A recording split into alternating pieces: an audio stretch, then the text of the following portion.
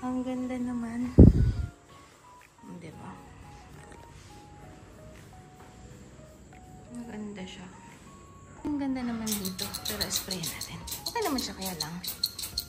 Para mabango. Sobrang ata ako sa kaka-spray. Hanapin natin yung kasamahan ko. Ang ganda. Diba? Kompleto. Pwede magluto.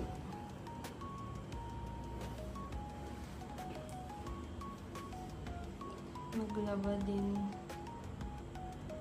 Kanino kayang accommodation to? Ay, ang ganda. Tayo tapos dito. May mga pinggan. May ganito. Diba? Hindi ko nga lang sure kung kanino. Meron din pang laba. Diba? Complete. Walang laman. Nothing. Ito. Yan. May mga ano din, panglinis din dito. Ano dito? Kompleto. May mga spray. Tas pwede maglaba. Luto.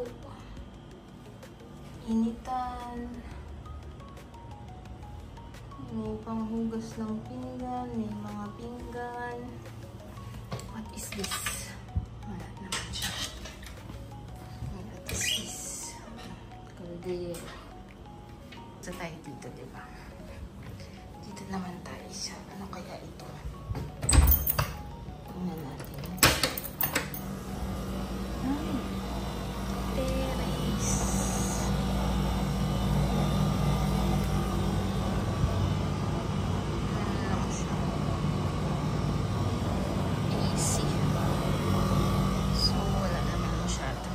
Sarado na natin kasi baka. And then dito CR. CR. And then dito sofa na. Sino yun? Dito sala. May TV. And then yung dining na may aircon. And then dito yung first room.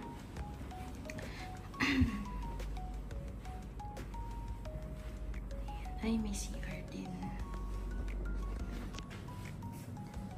Tingnan natin. Ayan. Okay naman. Diba? CR lang talaga siya. And then dito. Yan lang. Yan. Ito.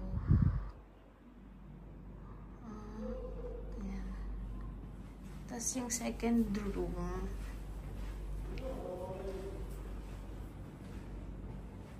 May CR din.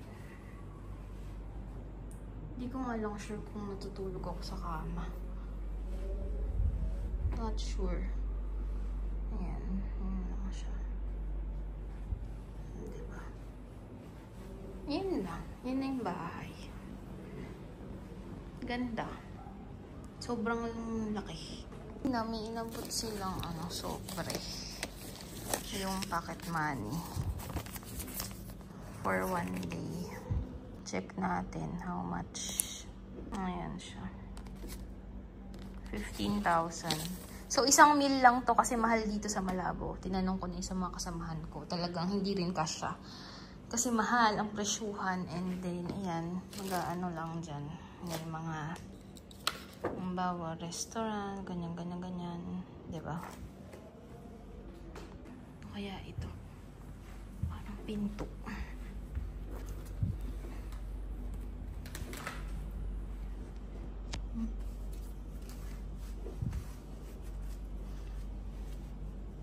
Check natin. Terrace ba ito? Ay, hindi na ano. Ayaw. How come? Ayaw. Ano kaya yun?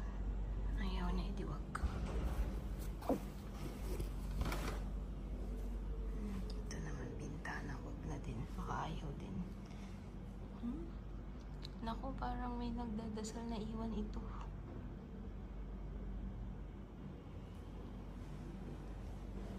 Dito kasi kinuha ko yung papalit ko. Tapos naamoy ko to, amoy isda. Kasi di ba nakita nyo ang daming ano, hindi ko na ako nakita nyo, ang daming ano, yung parang mga, yung lalagyan na isda. Yung mga Coleman. Ang baho, amoy isda. Punasan ko ito mamaya. Hindi naman siya sinasabi ko lang naman. Alam ko naman na ganun talaga ang buhay. Sinasabi ko lang naman sa inyo. Ganito, papahid natin dito sa ano ko. Diyan. Sa maleta. Talaga nitong accommodation na to, feeling ko, mga accommodate dito mga amo. Kasi ang bongga kompleto lahat. As in, usually hindi naman dapat. So, sinuwerte tayo sa bahay. Magsasapin ako para dito ako matutulog. Kumuha lang ako ng bedsheet. Pupuntahan ko lang yung mga unan na gagamitin ko. At dito ako sa sala matutulog kahit dalawa yung kwarto. Pero alam nyo, parang mayaman talaga to eh. Kasi tingnan nyo yung brand ng mga kumot. At ang lambot, Playboy. At ang niya, smooth niya talaga. Siyempre, alam mo, pag mayaman o hindi, talagang masarap sa feeling. Diba? At least, okay yung na-stayan natin. Hindi ako masyadong makakatulog ako. Order na ako ng food at actually, wala kasing menu. Kung ano lang yung sinabi, oo lang ako ng oo. Alam niyo ba magkano binayaran ko? 20,000. 20,000 is 2,000 pesos. So, oo lang ako ng oo sa kanya. Tinanong ko lang kung may ganito ba sila, ganyan. Oo, meron daw, ganyan. Oo lang ako. Tapos nung babayaran na 20,000, baka ang dami nito ah. Naku, ang dami ata. Hindi ko ito mauubos. Sa bagay, kung lalagay ko sa ref, kakainin na lang nila. Ay, ang sarap.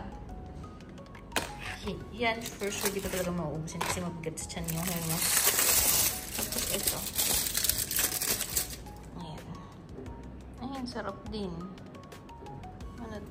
At to, chicken to. Chicken tsaka ay, ayoko nito. Hindi ako makain nito. Ayoko yan. Ano yan eh? Ba't ganun? Ito. Kafta ata ito. Ito okay pa. Ito din chicken. Hindi ko ito maubos. Samahan niyo ako mga kakulto. Grabe, nalulula ako sa food. Pero lagay na lang natin sa ref. Maaga daw kami bukas parang 9 AM. Mga kakulto, masarap to. Hummus. Favorite ko to.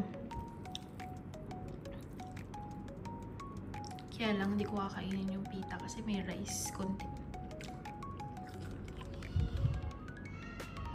Ito madalas ko ginagawa yung cucumber, isasawsaw ko sa hummus. Ganyan. Sarap. Bongga din ng TV. Parang may Chromecast ba? Hindi. Yung ganito na siya. Tingnan nyo. Parang ganito yung sa amin eh. Ano ba tawag sa TV na ganito? Yung may YouTube na. So, watch as guest. Problema ko, wala akong charger ng phone. Kaya wala akong magawa. Ayun. Buti na lang meron. Meron tayong magawa. Bakit naman ganun? Teka. Nood ako. Grabe. Alam nyo, hindi gumagana yung adapter ko. Kasi dapat may butas siya sa gitna. Dapat may butas siya dito. Tapos, walang saksakan na ganito lang. Lahat dapat may butas sa gitna. Buti na lang kasama ko yung kasamaan ko sa IT. Pinahiram ako. Ayan, nakapagsaksak ako. Kung lowbat na ako. Kainis. Okay lang naman, kahit di ako makapag-charge. Kaya lang, syempre, iba pa din na meron kang cellphone. Kasi okay dito, kasi tignan nyo, smart TV siya. Kinakapag-YouTube. Kahit walang Chromecast.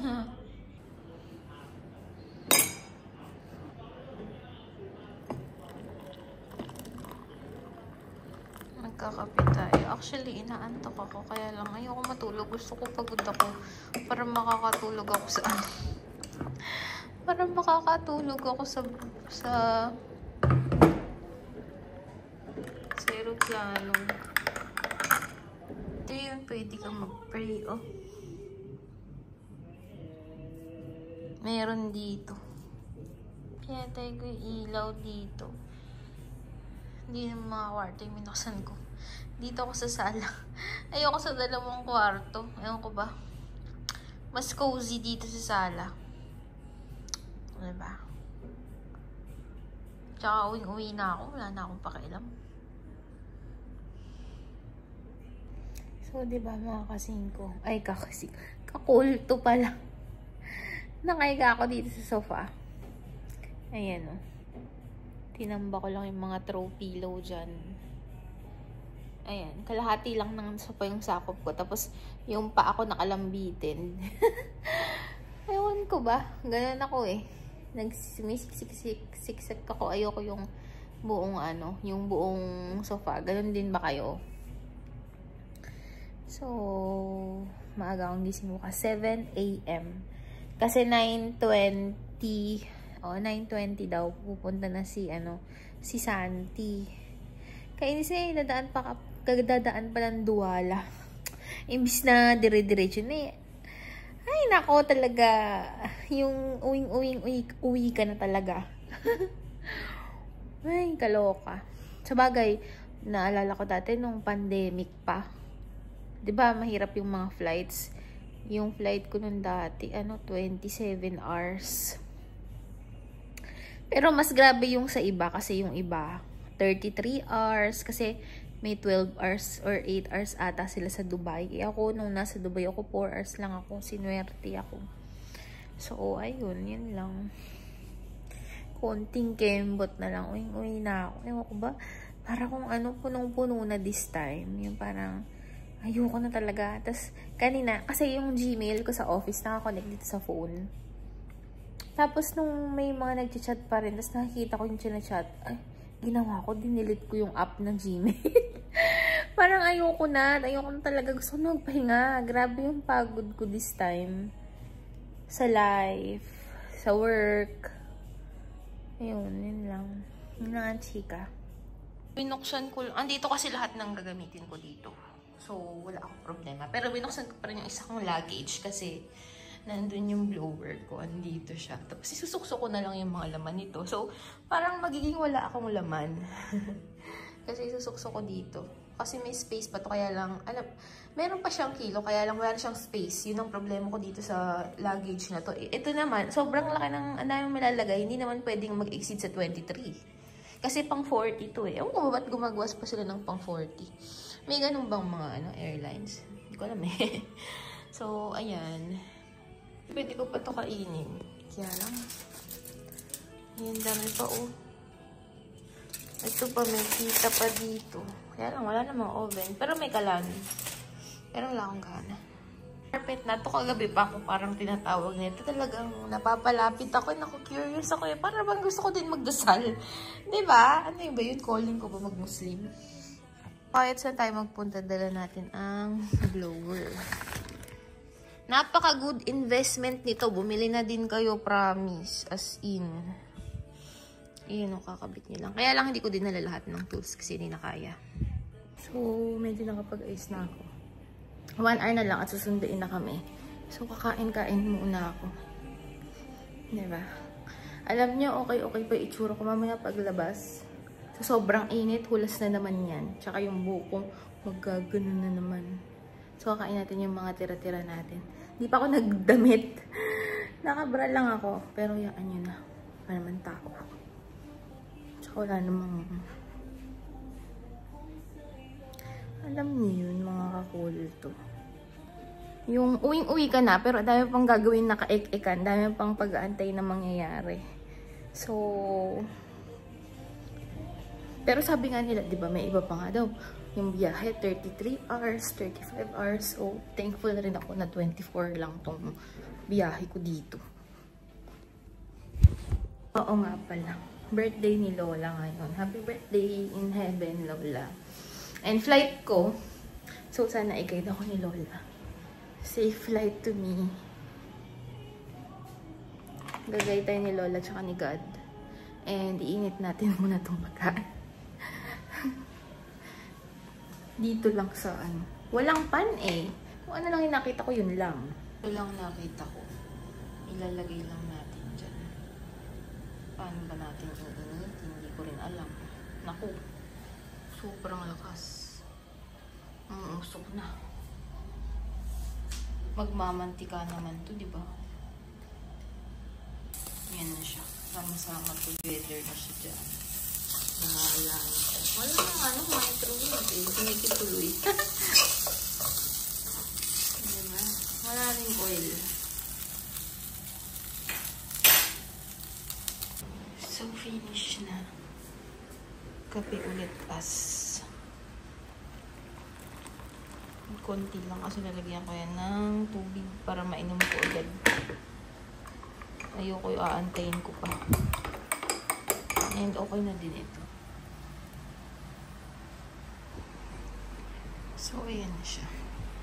Nabuksan ko na. Matigas pala yung doon. Sampayan pala dito. Tsaka ano. Ay, ang init. Sobrang init. Dahil dito siguro. Apaka-init. Pero ang ganda. Diba? Naku, umuulan pa. Sana hindi umuulan sa Pinas. Tsaka mamaya pag alis.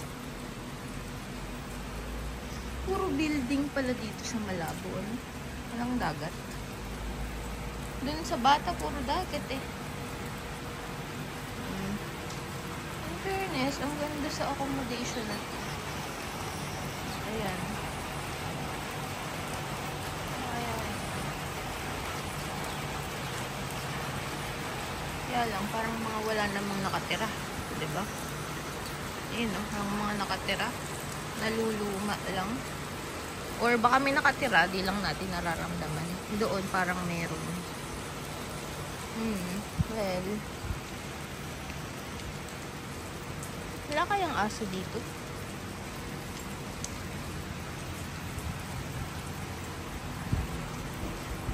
Ito yung pangbaga ng charcoal. Ready to go na ako. Pero ano pa, meron pa akong 40 minutes para antayin yung sundo ko. So, relax muna tayo. Ang init! Relax muna tayo. Alam nyo yung buko, hindi na talaga kaya. Kailangan na niya talaga ng ano, ng reband. Buksan natin yung isa. Ang init eh. Hindi na kaya ng mga aircon.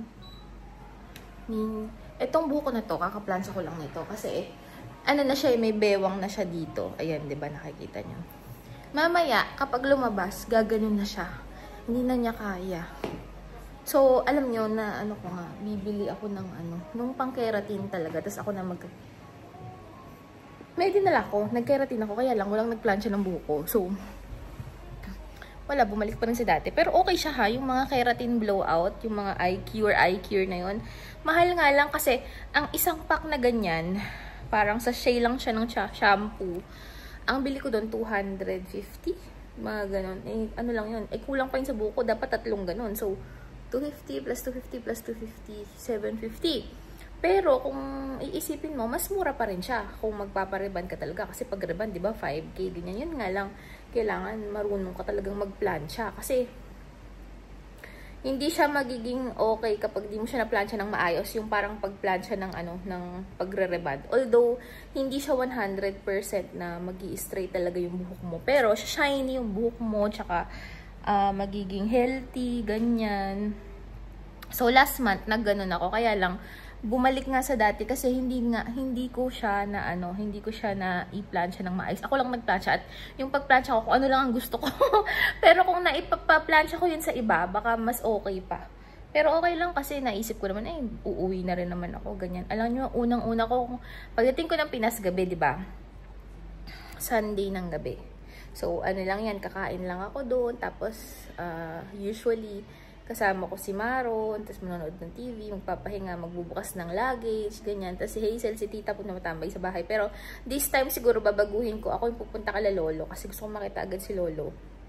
So, pupunta ako agad doon. Siguro after kumain. So, kailangan, feeling ko dapat maligo muna ako bago ako pumunta kay Lolo eh. So, baka, kaya lang bawal naman maligo. Kasi, di ba, kakagaling mo lang ng biyahe. So, feeling ko, bahala na. Kasi, ito talaga ang goal ko, makita ko si Lolo, tsaka si Lola. Yung earn ni Lola. Yun yung mga gusto ko. So, pero, kinabukasan nun, ang diretso ko, 8 AM pa lang is yung magre-reband sa akin. Doon ako, nagpa-schedule na ako. Diba? Nakita niyo yun eh, diba? Sa vlog ko dati. Ayun, sinabi ko na sa kanya. Ako ng pagkain ni Kabir, yung IT namin na nandun. Kumain na ako, pero dadalhin ko to. Namaya, baka makain ko sa sa aeroplano. Ibigyan ko yun. Kita ko ng video namin ni Mami Kwana, hindi ko na malayan. Time na pala. Bigla na lang nag-doorbell, tas hindi pa ako ready. Ano ba yarn? Pababa na ako. Nakakainis. Hindi ko pa natapos eh. Kasi bala ko, i-upload ko. Kasi kagabi nakatulog ako. Ay, wala din. Hindi ko rin na-upload. Sayang, lakas pa naman ng internet. Ay! Hola!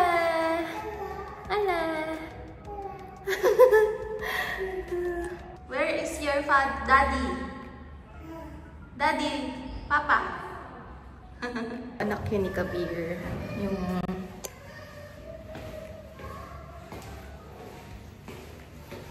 diba? So, ayan na.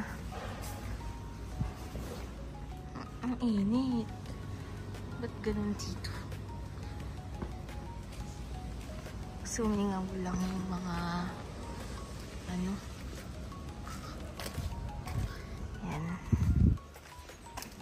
Yan yung sinasabi ko sa inyo, diba? 1 minute pa lang ako, bumaba lang ako, yung mukha ko, ganito na. Ganito kainit dito sa sa Africa. And umulan pa nito ha, sa lagay na to umulan pa. Savior ko si Kabir kasi may dala siyang ganito, kundi nga ako, wala akong cellphone ngayon. Grabe, kasi yung sa akin, walang ganito, walang butas, ganito lang. Eh, lahat ng saksakan doon, may ganito. Kasi doon naman sa amin, sa bata, wala eh. Yung iba, wala eh. Dito talaga lahat, kailangan dapat ganito. Gigil match ako ah. Ay, maaga pa. 9:20. Ang flight ko is 12:40. Tapos, kaya lang kasi, sabi kailangan sumama na rin kami kasi bubuksan daw yung luggage. Dati kasi, ang nangyayari, papaunahin na nila yung luggage. Hindi kahit di na kami kasama. Eh ngayon siguro, bago na kasi ngayon yung nagbabago na dito. So, kailangan kaharap na yung may-ari. So, kasama na kami kahit ang aga pa. Feel na feel ko na nga yung bahay dito. Feel na feel ko na sa totoo lang. Ang ganda ng accommodation dito. Or maganda lang yung napuntahan ko. Kasi may iba hindi parang same lang din. Pero yung sa akin, ang ganda, diba? Parang amo yung may-ari. Ganun. Naswertehan ko. Malinis. Tsaka ang bongga ng mga gamit. Kung ganun lang accommodation mo, gaganahan kayo. Pero ba't ganun tahimik? Residencia, ¿no? Sí. Después mamá también. Sí.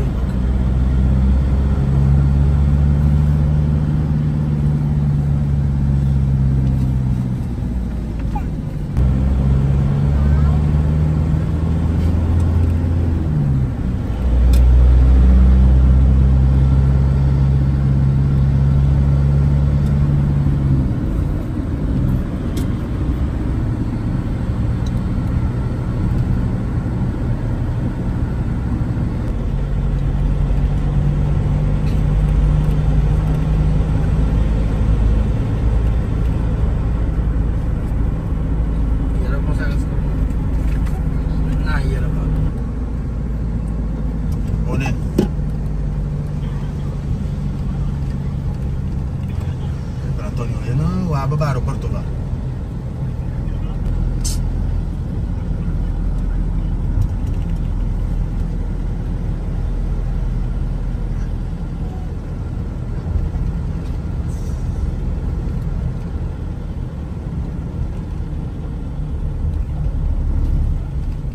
Shoes. Shoes.